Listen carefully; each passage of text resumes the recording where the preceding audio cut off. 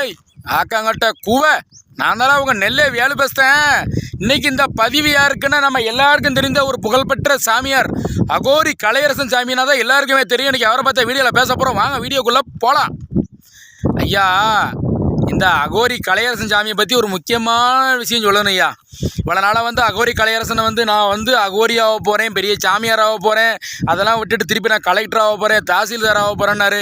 அதுக்கப்புறம் ஊடையில் பாட்டுக்கிட்டலாம் படித்து ஒரு பெரிய சிங்கர் மாதிரி பாடகராக போகிறேன்னாரு. இப்போ அதெல்லாம் முடிஞ்சு அவர் ஒரு வித்தியாசமான ஒரு செயலில், ஒரு பயங்கரமான செயலில் இறங்கியிருக்கார் பாருங்கள்.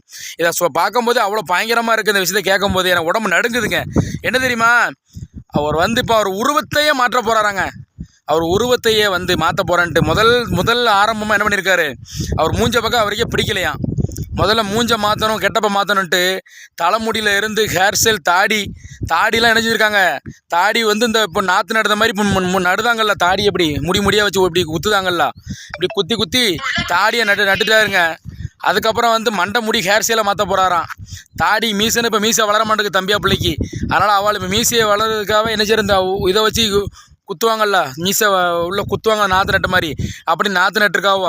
அதுக்கப்புறம் மூஞ்ச சர்ஜரி பண்ண போகிறாராம். அடுத்து குரலை வேற நம்ம மாற்ற போகிறாராங்க. எனக்கு இதை கேட்கும் போதே பதறுதுங்க. இப்படி இல்லாமல் ட்ரீட்மெண்ட் இருக்குது. நான் ஒன்று கேட்க, அகோரி தம்பி, நீங்கள் இந்த கலைத்துறையில் வரும்போது நல்ல டான்ஸ் ஆடினியோ, நல்ல கலைத்துறையில் சாதிச்சியோ, கண்ணில் ஊசி எடுத்தியோ, அது என்ன பிளேடு எடுத்தியோ வாயில், அது இது நல்லாமல் பண்ணியோ, அவ்வளோ திறமையை வச்சுருக்கியோ, ஒரு பிள்ளையை கூட லவ் பண்ணி கல்யாணம் முடிச்சியோ, ஒழுங்காக பொண்டாட்டி புருஷனா சந்தோஷமாக வாழலாம். நீங்கள் இந்த மாதிரி உடம்ப மாற்றுது அதை மாற்றுதுன்னு சொல்லுது. அது ரொம்ப கஷ்டமாக இருக்குது. அது போக இவர் சொல்லியிருக்காரு அகோரி கலையரசன் தம்பி, அவரை பார்த்தாலே எல்லாருமே பயந்து நடுங்குறாங்களாம்.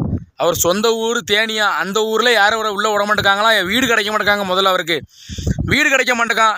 கட்டின பொண்டாட்டி போயாச்சான், பிள்ளைகள் போயாச்சான், வீடு வாசல் இல்லாமல் அப்பா போயாச்சான். இப்போ வீடு வாசல் இல்லாமல் ஒரு நெருக்கடியாக நிற்கிறேன், தெருவில் நிற்கிறேன்னு சொல்லி புலம்புதாருங்க. அவர் இடத்துலேருந்து பார்த்தா கொஞ்சம் சங்கடமாக தான் இருக்குது. ஆனால் இது பண்ணதில் யார், இந்த தப்புக்கெல்லாம் காரணம் யார்? நம்ம தான். நீங்கள் ஒழுங்காக இருந்தால் அந்த பிரச்சனைலாம் தேவையா?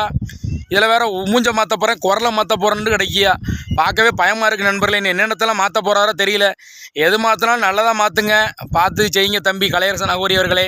ரைட் நண்பர்களே, வீடியோ பிடிச்சா லைக் பண்ணுங்கள், கமெண்ட் பண்ணுங்கள், ஷேர் பண்ணுங்கள், மறக்காமல் நம்ம சேனலை சப்ஸ்கிரைப் பண்ணி பெல்லை அமைக்கிறங்க ஐயா. நன்றி, வணக்கம் ஐயா.